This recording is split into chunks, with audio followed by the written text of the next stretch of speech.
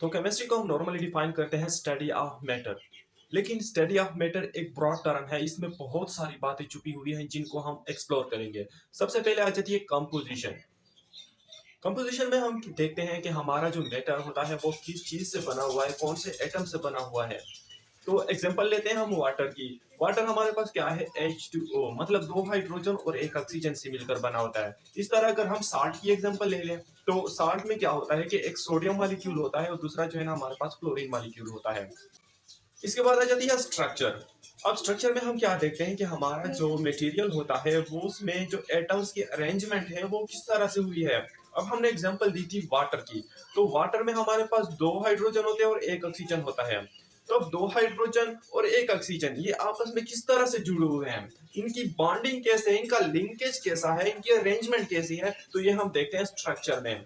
Water के molecule की arrangement आप देख सकते हैं।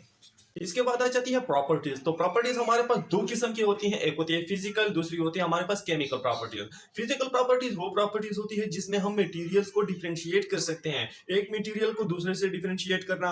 तो हम एग्जांपल लेते हैं वाटर और अल्कोहल की। तो हम एक बीकर में लेते हैं अल्कोहल, दूसरे बीकर में हम लेते हैं वाटर को। तो आपको कैसे पता चलेगा कि इसमें कौन सा वाटर है कौन सा अल्कोहल है, वो आप जान सकते हैं बॉइलिंग पॉइंट के जरिए। बॉइलिंग पॉइंट क्या है, फिजिकल प्रॉपर्टीज है। आप नॉर्मली बॉइलिंग पॉइंट मालूम कर लें तो उससे जो है ना आप इजीली मालूम कर सकते हैं कि कौन सा हमारे पास अल्कोहल है और कौन सा हमारे पास वाटर है। इस तरह दूसरे हमारे पास आ जाते हैं केमिकल प्रॉपर्टीज। केमिकल प्रॉपर्टीज वो प्रॉपर्टीज होती हैं जिनको हम रिएक्शन के दौरान ऑब्जर्व कर सकते हैं। जिस तरह फॉर एग्जांपल इन्फ्लेमेबिलिटीज होती है, हीट ऑफ कंबस्शन होता है। अब हीट ऑफ कंबस्शन क्या होता है, वो हीट जो कि कंबस्शन के दौरान रिलीज हो जाता है। तो ऐसी जो है ना प्रॉपर्टीज को हम केमिकल प्रॉपर्टीज बोलते हैं। इसके बाद आ जाते हैं रिएक्शंस।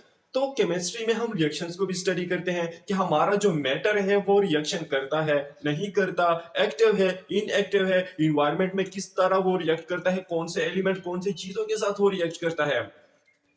तो ये सारी बातें भी हम केमिस्ट्री में ही देखते हैं।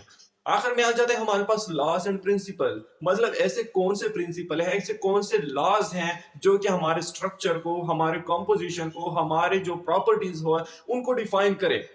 तो ये सारे जो लॉज एंड प्रिंसिपल है ये इन सब चीजों से रिलेटेड है, मैटर की चीजों से रिलेटेड है। तो इनको भी हम पढ़ते हैं केमिस्ट्री में। तो ये सारी डिटेल स्टडी है केमिस्ट्री की।